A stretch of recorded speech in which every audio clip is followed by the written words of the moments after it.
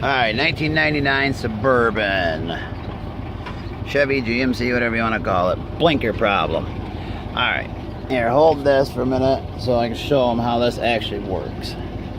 Okay, it sits in there like that. There's your four-way switch on top. Okay, the four ways are on, four ways are off. Now, I turn left. You see this pop out. So your blinker, you turn your blinker on. Now, as you turn left, you turn the wheel left, it just keeps sliding along this. So it goes in.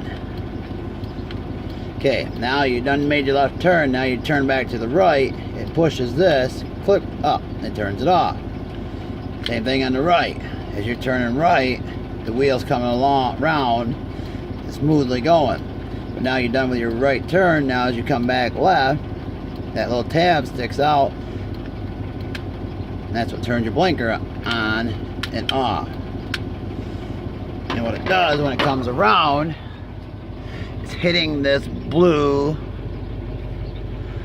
See where the grease is on the blue right back here? As it comes around, see there's notches. As it comes around, it's out, out, out. And then when it hits them knobs, then it clunk, flips it on or turns it on and off. Well, if you turn it off, you gotta turn it on, so that's what that looks like. And for this one, it's really kind of simple. You just gotta tear apart the dash. We broke the damn screws. This holds here. And there's one on the other side too. We broke them. It's on the trim. Because your trim sits around there. Let's see. Yeah. Huh? No, that's the bottom piece? The top, okay. You can see the plastic we broke it, not knowing. So it's them black screws right here. You gotta do it from the bottom, which goes all the way up, which are threaded into these two and the top cover. So it's sitting on there like that. Let's see, the black screw on this side is just a little screw up there.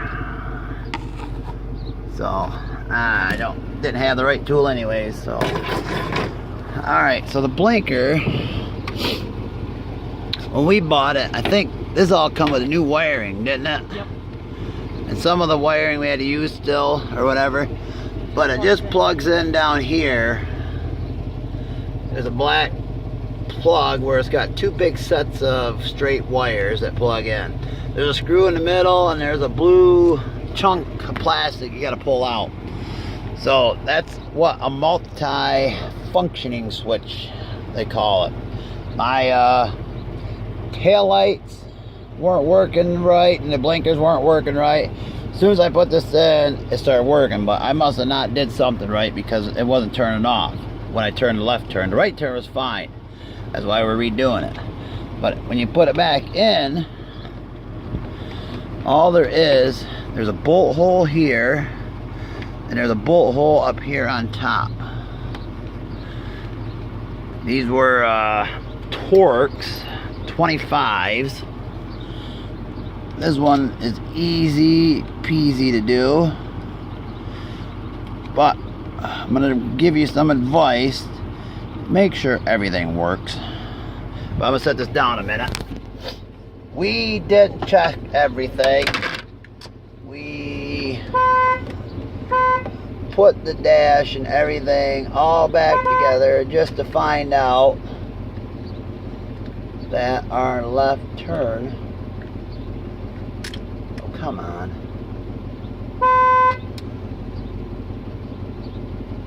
wasn't working. So that's why I'm saying before you put all your plastic and all that back on, check. Make sure your left and right blinkers work. Brakes, turn signals outside all the way around your vehicle, everything before you have to tear it back apart. So I hope this gives some people advice. You know, check your windshield wipers, everything. But like I said, that fixed our problem with blinker or tail lights in the back not working right. So alright, hope this helps. I don't think there's anything other really important other than where was that don't be afraid to take your plastic off. It's not hard. You just got to make sure you get the tabs lined up and stuff. The tilt. What was the tilt thing? Where'd that piece go? It just slides in and out.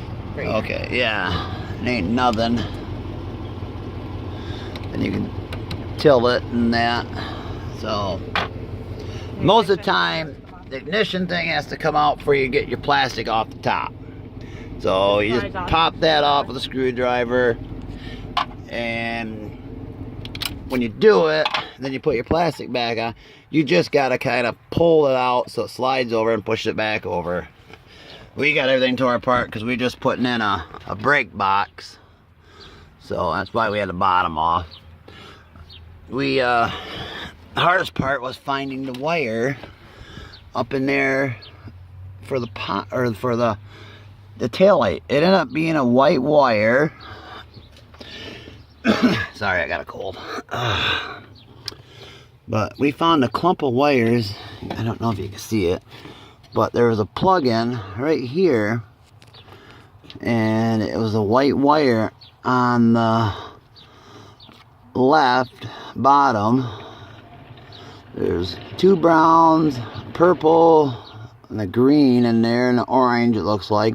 And that's what was your brake switch. So when you hit the brake, that's what tells your brake lights to come on. So that's what we wire your electric brakes into. That way when that light comes on, then it sends electric brakes to the back of the vehicle, which tells or turns the brakes on the trailer you're hauling. And I don't care what anybody says, electric brakes are awesome. We drove for 20 years without them, and it's nerve-wracking. Once we started doing electric brakes, we own them on every trailer we got.